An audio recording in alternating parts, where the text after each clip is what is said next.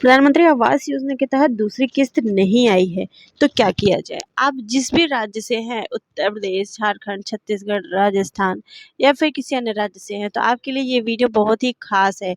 किस्त नहीं आई है तो भी क्या करें ये भी हम आपको बताएंगे, और कब किस्त जारी हुई थी ये भी आपको इस वीडियो में पता चलेगा। इसलिए करेंगे दूसरी किस्त कब आएगी, किन राज्यों में पैसा जारी हुआ है, अगर हमारी दूसरी किस्त अभी तक नहीं आई है तो हमें क्या करना चाहिए। सबसे पहले बात करते हैं 28 मई 2026 की। 28 मई 2026 को केंद्र सरकार ने प्रधानमंत्री आवास योजना ग्रामीण के तहत लगभग 12 राज्यों के लिए राशि जारी की थी, और इसके अलावा मदर सेक्शन जारी की थी।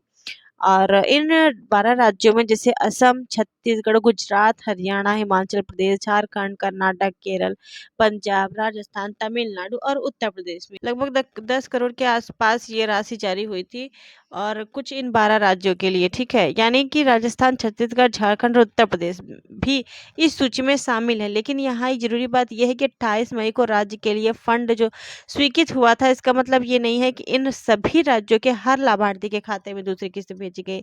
पीएम आवास योजना की किस्त पाने के लिए कुछ शर्तें होती हैं। ठीक है, जरूरी नहीं है कि सभी के खाते में दूसरी किस्त आ ही जाए। आती क्यों नहीं है उसका भी कारण हम आपको बताएंगे। पीएम आवास योजना ग्रामीण में लाभार्थियों की किस्त घर के निर्माण की प्रगति, जियो टैगिंग, सत्यापन और भुगतान की प्रक्रिया के आधार पर अलग अलग समय पर जारी होती है।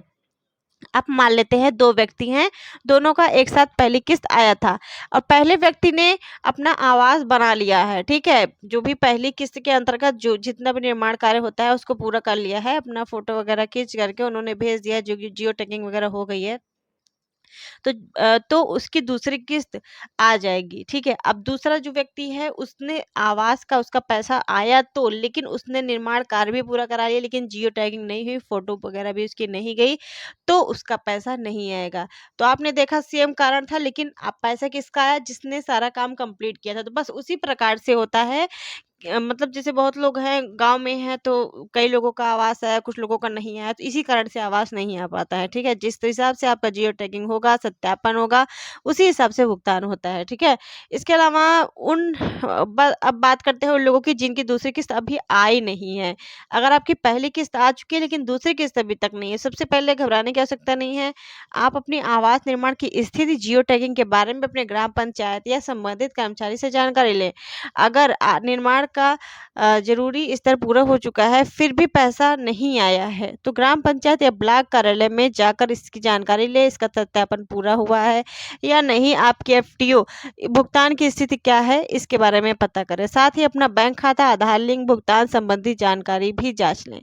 और ध्यान रखिए, अगर आपके आस-पास भी ऐसा ही कुछ प्रॉब्लम है या किस्त अलग-अलग लाभार्थियों को अलग-अलग चरण में मिल सकती है। ठीक है, एक और ज़रूरी बात, दूसरी किस्त दिलाने के नाम पर अगर पैसा कोई माँगता है तो पैसा ना दें।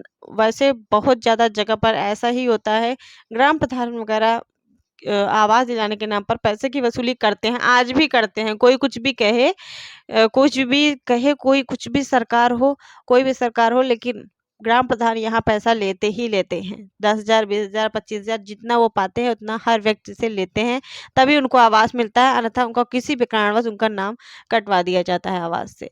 एक और ज़रूरी बात, इसकी अपनी किस्त की सही स्थिति ग्राम पंचायत या ब्लॉक कार्यालय या योजना की आधिकारिक व्यवस्था से ही पता करें।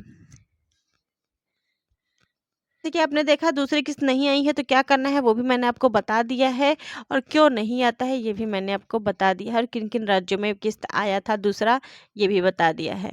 आप किस राज्य से हैं मुझे कमेंट करके बताइएगा। छोटी सी अपडेट थी, तो ये काम कंप्लीट होने के बाद भी दूसरी किस्त नहीं आती है तो आप मुझे कमेंट जरूर करिएगा, उस पर हम अलग वीडियो लेकर के आएंगे कि आपकी समस्या का समाधान कैसे हो सकता है। ठीक है, मिलता है अगले वीडियो में, चैनल को सब्सक्राइब कर ले। धन्यवाद।